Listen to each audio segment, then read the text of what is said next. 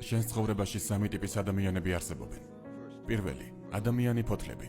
ეს არის ხალხი, რომელიც შენს ცხოვრებაში ერთი სეზონით შემოდის. მოდიან, რომ რაც სჭირდებათ მიიღონ. მაგრამ როგორც კი აცივდება, ან შენს ცხოვრებაში ქარი დაუბერავს, მიდიან. მეორე, ადამიანი ტოტები. ფოთლებზე ძლიერები არიან, მაგრამ უნდა გამოსცადო, სანამ ახვალ და მთელი წონით დააწვევი.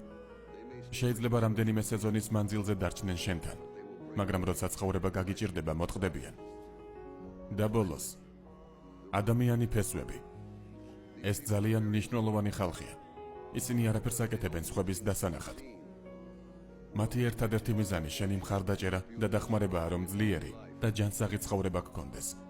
და თუნდაც რთული პერიოდი გქონდეს, ისინი დაგიჭერენ. მათ უყვარხარ ისეთი, როგორიც ხარ.